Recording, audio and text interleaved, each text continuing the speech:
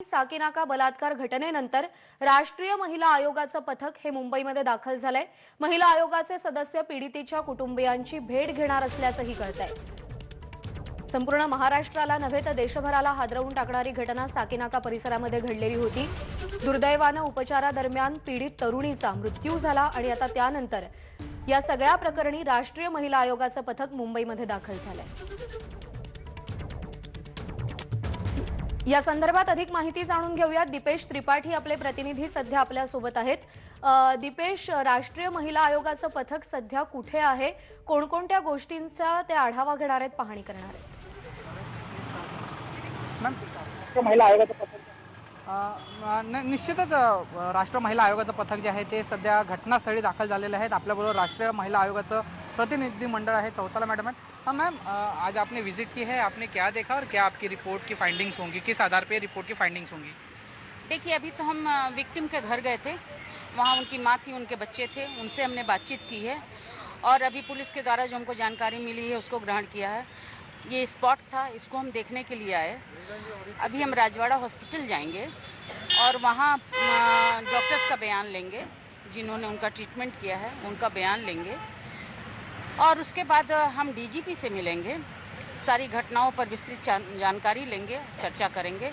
उसके बाद हम किसी निर्णय पर पहुंच पाएंगे, क्योंकि अभी तक हमको पता नहीं है कि पोस्टमार्टम रिपोर्ट में क्या आया है। वो हम थाने में बैठेंगे तो हम पता करेंगे कि क्या आया है और तब हम इस पर कोई चर्चा कर सकेंगे। लेकिन कुल मिलाकर ये घटना बहुत दुर्भाग्यपूर्ण है और वैसे समय में जब समूचा महाराष्ट्र, खासतौर से मुंबई, गणपति के स्वागत की तैयारी में लगा हुआ था, उस समय बीच सड़क पर जो चलती फिरती सड़क है वहाँ किसी ऑटो के अंदर ऐसी घटना को अंजाम दिया जाता है। इसका अर्थ है कि यहाँ अपराधी निरंकुश हैं, अपराधियों को किसी का खौफ नहीं है।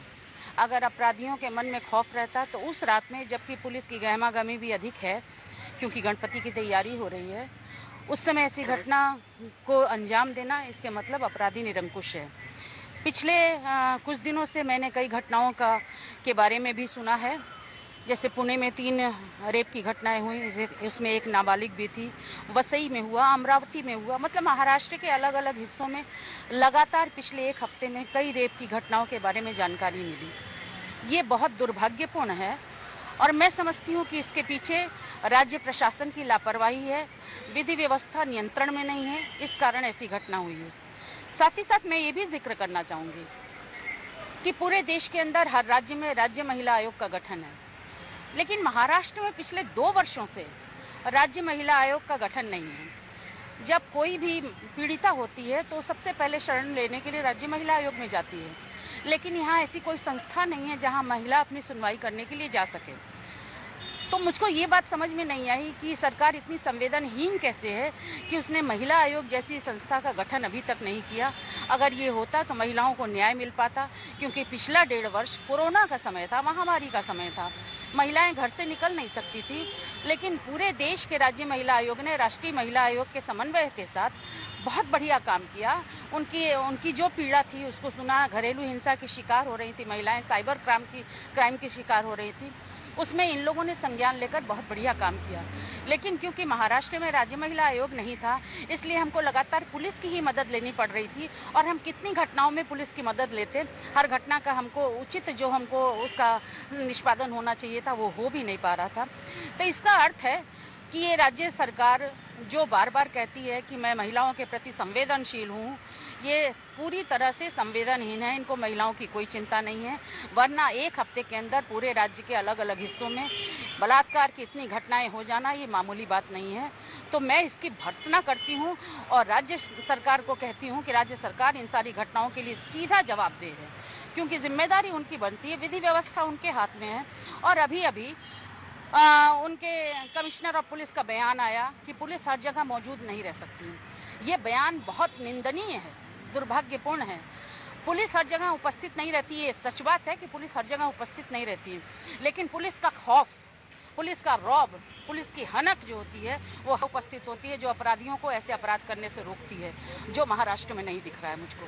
राष्ट्रीय महिला आयोग इन सब का किस तरह से संज्ञान लेगी? आपका महिला आयोग का अगला कदम क्या होगा? नहीं, हमने इस घटना का तो संज्ञान लिया है, लेकिन जो कमिश्नर ऑफ पुलिस का जो ये बयान आया है उस पर भी हम संज्ञान लेंगे और हम इस पर आगे दिल्ली में जाकर इस पर चर्चा करेंगे और इसकी कार्रवाई के लिए हम अपना निर्णय सुनाएंगे उनको। राज्य सरकार से आपकी क्या मांग होगी, उनसे क्या अपेक्षाएं होंगी महिलाओं की जो सुरक्षा है उसको लेकर? नहीं, मैं एकदम कहना चाहती हूँ कि राज्य सरकार को ज़्यादा जवाबदेह बनना चाहिए, राज्य महिला आयोग का गठन करना चाहिए और ऐसे मामलों में जो संवेदनशील विषय हैं इसकी निरंतर निगरानी करनी चाहिए और पुलिस को भी ऐसे बयानों से बाज आना चाहिए। जो महिला पीड़िता हुई है उसको उसके परिवार को मुआवजा मिलना चाहिए, जिसकी प्रक्रिया अभी तक शुरू नहीं हुई है। आप जानते हैं कि रेप जैसी घटनाओं में और उसके साथ हत्या भी हो गई, मतलब उसकी मृत्यु भी हो गई, तो इसके लिए कंपनसेशन मिलता है निर्भया फंड से, वो मिलना चाहिए। मैं इसकी मांग करती हूँ कि उसको शीघ्र ये उसको जो मान है वो मिले। इसके साथ ही साथ अपराधियों की, मैं अभी तक नहीं जानती कि एक अपराधी है या कई अपराधी हैं, वो आगे की वार्ता में मालूम चलेगा, लेकिन जो भी अपराधी है उसको जल्दी से जल्दी सजा मिले ताकि एक ये उदाहरण बन सके और ऐसे अपराधियों पर हम अंकुश लगा सकें। निश्चितच तर महाराष्ट्रामध्ये कायदा आणि सुरक्षेचा प्रश्न जो आहे तो कुठेतरी ऐरणीवर आल्याचं मत यावेळी जे प्रतिनिधी मंडळ आहे त्यांनी व्यक्त केलं आहे आणि या सगळ्यांवर एक सविस्तर रिपोर्ट बनवून ते दिल्लीमध्ये सबमिट करतील आणि ज्यानंतर जे काल मुंबई पोलीस आयुक्त हेमंत नगराळे होतं यांचं एक वक्तव्य आलं होतं की पोलीस सर्वत्र उपलब्ध राहू शकत नाही, त्याच्यावर सुद्धा त्यांनी निषेध व्यक्त केला आहे आणि त्याच्यावर सुद्धा त्यांनी आपली नाराजी दाखवलेली आहे। दीपेश, धन्यवाद दिलेल्या माहितीसाठी, साधलेल्या संवादासाठी। अपडेट जाणून घेत राहू। एबीपी माझा, उघडा डोळे बघा नीट।